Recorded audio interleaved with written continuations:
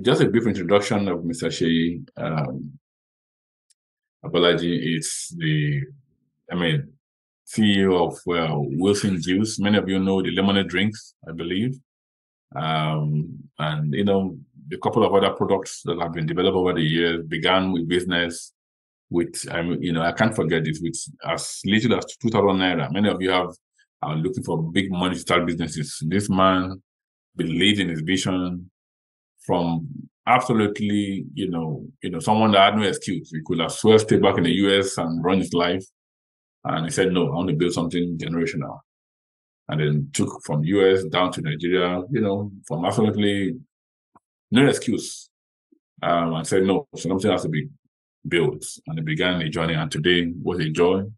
He's not there yet, but he's far from where he began from. I'm excited about his story and what God has done in his life. And I know that these are the beginning. So I'm excited to, again, to introduce you to this class of people who desire that something great happen to them. That's their desire. That's why I read through their vision statement when they joined the business class. And I believe, like I always tell them, that when a student is ready, teachers will appear.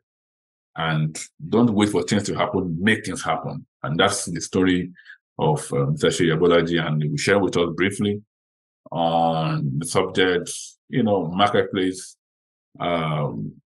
ministry, and redefining success. And I believe this is something that all of you need to hear. So please join me. Welcome to Seyi Abolaji to the business school today. So once again, you're welcome, and thank you so much for showing up. I appreciate you as always. As always. Sir. Yes, sir. Yes, sir. I appreciate you. I take this. I count this a great privilege. Anytime I see your face is always good, my brother. It's been a while. Thank you. It's been a while, I know. Yes, sir. And good afternoon to everybody else in the house, or good morning, wherever you are in the world. Good day, Mr. Seyi. Yes, sir. Thank you. Good. Thank you. Look, I'm going to jump right into this. My brother spoke about it. My assignment here, one of my mentors allowed me to understand some years ago that for me, business is a ministry. It's not just a money-making endeavor. It's actually my ministry. It's one of my ministry gifts. And as I've been meditating on that over the years, I kept on thinking to myself, why is it that many of us, focus on church on Sunday, we wrap up, put our Bibles aside, and then we focus on work and everything else the remaining days of the week. And it's every now and again they remember to say, oh yes, let me pray or let me do something to give back to my Father all that He's blessed me with. And it was actually during one of the sessions that I was with one of my mentors that he was just explaining, and this thing really changed my perspective about where church and God and spirituality lies in the grander scheme of things. And I realized that all of us, whether you're an employee or you're a founder or you're a CEO or whatever it is you're doing, your students, all of us are, Jesus said, as my Father sent me, so send I you. So everywhere that we are, everything that we're doing, we're representing Jesus. And it really hit me that, like everything we're doing, we're in the marketplace. So now I thought about it, and one of my mentors just really opened my eyes to this and said, look, Jesus himself was introduced to us, and he practiced primarily in the marketplace. It wasn't in the synagogue, it was in the marketplace. So now think about how Jesus entered society. He wasn't introduced as a prophet. He wasn't introduced as a rabbi. He was introduced as a carpenter. This is marketplace. He was a carpenter. 122 out of the 132 times that Jesus appeared in the Bible, it was in the marketplace. It wasn't in the synagogue, right? 45 out of 52 parables that Jesus gave in the Bible, 45 out of 52 were within the context of the marketplace, right? Profiting, sowing, reaping, all in the context of the marketplace. 39 out of the 40 miracles in Acts occurred in the marketplace. So we talk about Jesus, and today we've now pushed Jesus into the church, and that's where he belongs. No, the Bible that we're all reading, the majority of his appearances, how he was introduced to us, where he demonstrated his miracles were in the marketplace. So now with that as a background and with that as a context, we now move forward and say, so what does that mean for us today? Right? So I'm going to just show us a few ways. There's 5 different ministry gifts, right? And see how they have direct marketplace applications.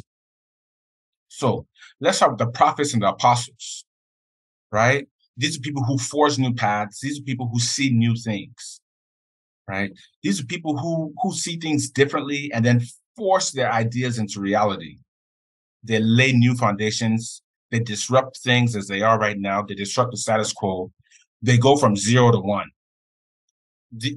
These prophets and apostles in the Bible are today's entrepreneurs, right? If you think of Bill Gates, if you think of Elon Musk, if you think of Kanye West, if you think of somebody like Bishop Oyedepo, he's a prophet. He's an apostle, right? They disrupt things. They change things. They go from where there was nothing and they build things, right? Now, if you think about evangelists in the Bible, right? Today's evangelists are salespeople. They sell ideas. They sell other options.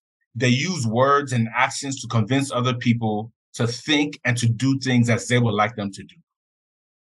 They use their words. They use their actions to drive people, to move people to do things, right? These are the evangelists, right? They sell.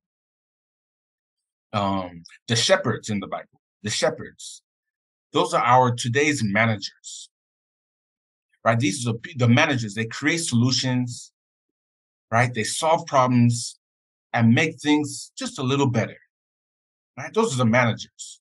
In any organization, the managers, what they're meant to do, right? They're creating solutions, they're solving problems, they're making things and making people's lives just a little bit better, a little bit easier. Those are the shepherds in the Bible. Today, we call them managers.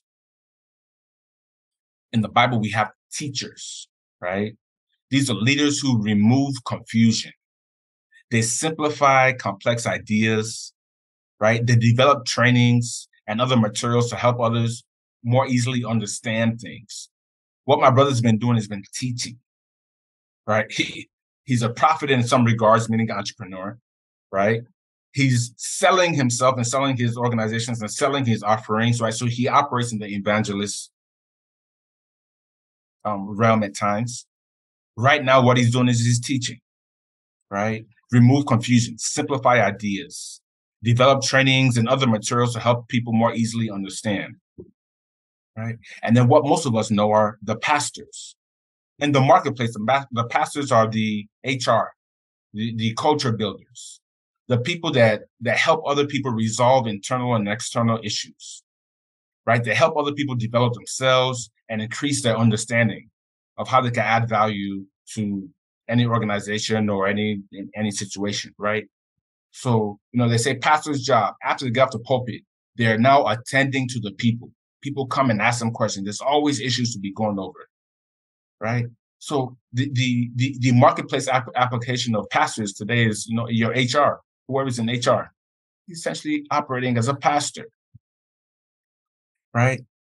So now, if you have this and say, this is the way that you carry Jesus, this is the way that you carry your gospel, this is the way that you carry the spirit of that is in you, of he that is in you, across every function, every job, everywhere that you go, every work that you're doing throughout the week. You're not working for any boss. You're not working for any institution. You're essentially applying your marketplace gifts. You are demonstrating your marketplace ministry every day of the week, right? We just have different titles. We just call them different things when it comes to commerce, when it comes to the marketplace. And then finally, we need to understand that Jesus was an extravagantly generous creator. Jesus did not compete. He created, right? He created. Now, for me, I was thinking about creativity. What is creativity? I defined it from our organization, right? Anybody who is creative means you exercise the courage to lead and to be different. You don't have to be Einstein before you're creative. You don't have to do something loud to be creative. right? Creativity is an exercise of courage, right? It took courage for Jesus to speak up. It took courage for Jesus to stand and overturn the table in the synagogue where the people were trading, where everybody was used to trading, right? It took courage for Jesus to say, let he who has not sinned cast the first stone, right? So when you see yourself like, there's always the easy option of being quiet when other people are doing wrong. There's always the easy option of being quiet when the person who may be right, that is junior, that is scared to speak up, so the bullies dominate him or dominate her, right? But what Jesus did to exercise creativity is he just exercised courage to lead and to be different. So we say, look, Jesus was an extravagantly generous creator, right? Generosity, and creativity, right? So if we have that in the back of our minds, that means, look, we're not competing with anybody. Our job, our role, our assignment every day is to be better than we were yesterday by exercising, courage to lead and exercising the courage to be different. And God said, as Jesus said, as God sent me, right, so send I you into the world. So that means all of us, right, as God sent Jesus, like our job is to go and express our ministry in the marketplace. Whatever job, whatever title, whatever role we're given is secondary to our ministry gifts, right? So are you a prophet and an apostle? Are you an evangelist? Are you a shepherd? Are you a teacher? Are you a pastor? Another way of saying that is, are you an entrepreneur? Are you a salesperson? Are you a manager? Are you the person that leads and like simplifies things for people? Are you the person that if people like have challenges, like just come and speak to you? For some reason, people are coming to speak to you. You that may be thinking, oh, what is this one? Always people are coming to me with problems. It actually may be your ministry gift. You're a pastor in the marketplace. So your job is to counsel them, to guide them. Right? So that's just so we remember that, churches and this Christianity thing that we're carrying around is not for Sundays. It's for every day, in every assignment that we're given, right? We're meant to express our ministry gifts. Okay. Now, moving on pretty rapidly to, redefining success. And the thing is, when you ask people, like, what does it mean to be successful? They're going to tell you something about you're wealthy, right? There's some physical aspects. You're able to accomplish things, right? Some people don't care about money, but they say, no, when you're able to do something, when you're able to accomplish something, is for many of us, success is a result, right? We measure success by results. So I've been challenging myself over the last 2.5, 3 years, and I'm going to challenge all of us here today to think about success in a different way. And, so everything I'm saying today, let me give credit where credit is due, is a compilation of different books, of mentors, of people who have guided me. I assimilate and I put together in the way that makes sense to me. So there's nothing unique. There's nothing out of this world. I just have taken time to read, to listen, to meditate, and I put it together in the way that makes sense for me. So just let me put that out there. So it's not that I bless God for the talents He's given me and the patience that He's given me to be able to assimilate, right? But every one of us, have access to this type of information. Now, redefining success, right? So the way I think about success now is, definitions are important for me. It says, when I went to one of the Wolfby courses, I just realized before they started every course, they would define the terms. And initially I was like, what? Why? Everybody knows what these mean. But I realized that it's like, no, everybody has an interpretation.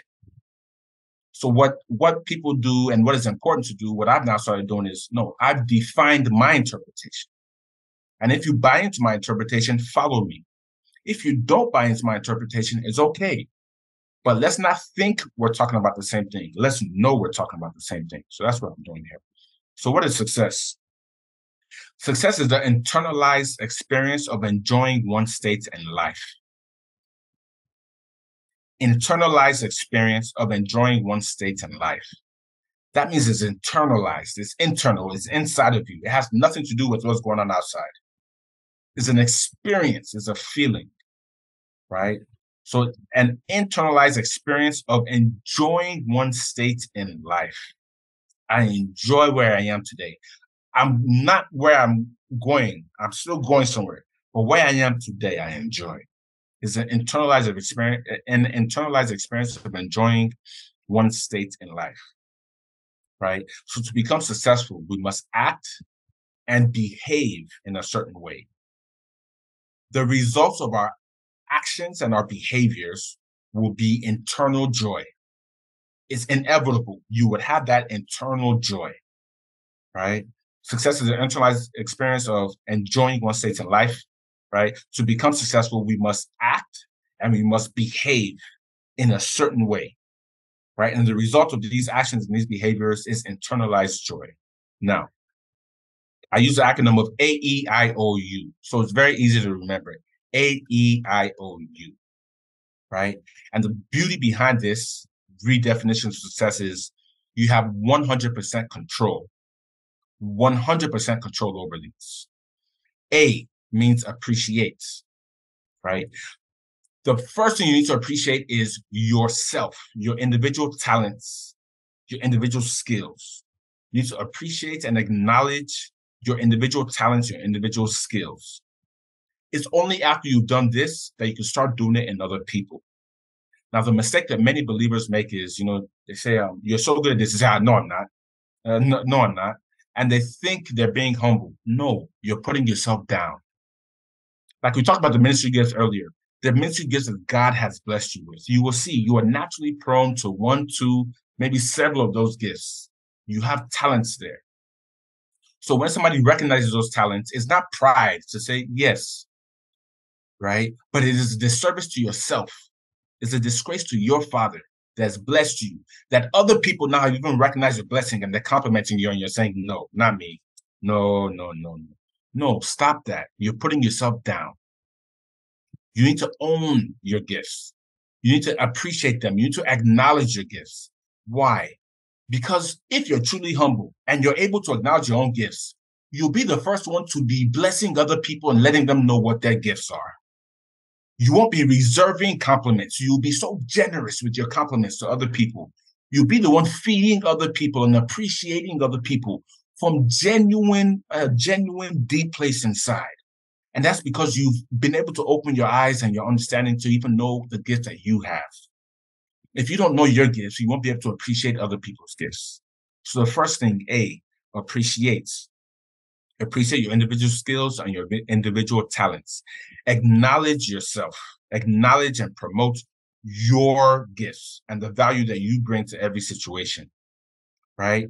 So this is not humility to to reject compliments, right? Don't denigrate yourself. Don't put yourself down, right? When you acknowledge the gifts that you have, you'll be able to point out, appreciate the gifts that other people have. That's appreciate. Start out by appreciating yourself. Appreciate yourself, you'll be able to appreciate others. The second is encourage. Now, when people hear encouragement, they think, positive, being positive. No. Encourage means giving your heart, giving your energy, giving your enthusiasm, right, to others. Your heart, your energy, your enthusiasm. Now, so that means when somebody's done something bad, you need to tell them they've done something bad. When somebody's failed, you can tell them that they have failed. It's not about just being positive, right? Now, first, it's like give your heart, your energy, your enthusiasm to others, right? You first need to be able to encourage yourself before you be able to encourage other people. That means when you have failed, when you are not good enough, you say, yes, I'm not, but I'm still going to give my heart. I'm going to give my energy. I'm going to give my enthusiasm to this task.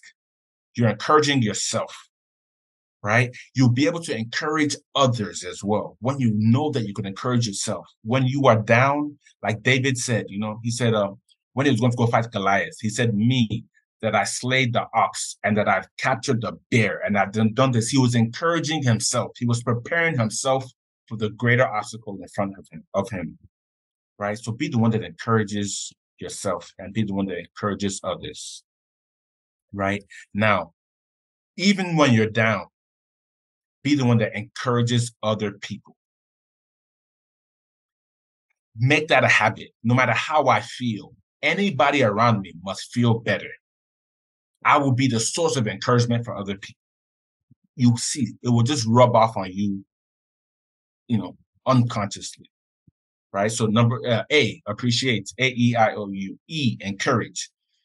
I, initiates, right? Be proactive. Take responsibility for improving yourself and improving your environment, right?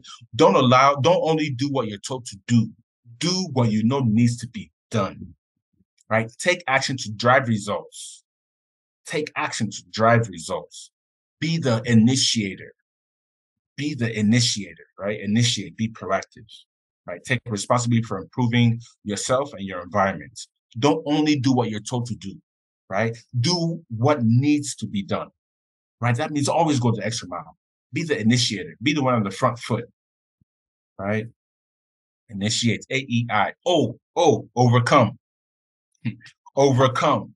You will need to overcome obstacles. You will need to overcome rejection. You will need to overcome fears. You will need to overcome the desire to blame other people. You will need to overcome low expectations of everybody else, right? Don't let doubt stop you. When there's doubt, know that you're a human being. There will always be doubts, but you choose to overcome, right? Now, what are you overcoming? Before you overcome any external obstacle, you need to overcome that voice in your head that's saying you're not good enough. You don't know enough. You don't know the right people. You don't have enough money. You don't. You can say, yes, I don't, and I will still overcome, right? Don't let discouragement, don't let setbacks, don't let challenges in your environment stop you. You must overcome. Be the type of person that overcomes, right? A-E-I, overcome. You understand. Always seek understanding, right? You need to understand yourself first before anything and anybody else. You need to understand yourself. What does that mean? Ask yourself, like, what am I good at? And tell yourself honestly what you're good at. Don't be scared. Ask yourself, what am I bad at? What am I not so good at? Where am I weak? Right? Ask yourself, why do I do these bad things that I do? Ask yourself, what keeps me going? Right? Meaning, be introspective. Try to dig deep within yourself. Don't just stay at the surface level of things, right? Be dedicated to continuous growth, right? Work harder, ask more questions, seek mentorship, seek guidance, dig deep inside yourself, seek to know yourself more. Don't stay at the surface level, right? Because if you get into this habit with yourself, you will see just naturally, you become more curious about other people. You need that solid internal foundation that you understand yourself. You understand your fears, your concerns. You understand your talents. You understand why you have the goals that you have, right? So seek understanding. Once you've done that, you'll be of more value to other people, of more value to yourself, and of more value to other people. So now we go back to the beginning. We said success is an internalized experience of enjoying one state in life. If you are the type of person that A, appreciates, E, encourages, A-E, I, initiates, O, overcomes, and 2, understands, you become a person that has those 5 qualities, that exercises those actions and those behaviors. There's no external circumstance that will make you not successful.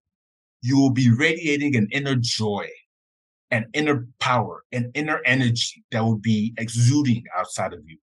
People will not know where you're from, what you're going through. People will just know that you are successful. They will feel it. You will feel it. They will feel it. The external results will come. But I challenge us to start thinking about success as the internalized states. And if you follow AEIOU, you will build up that internalized states that you will be successful.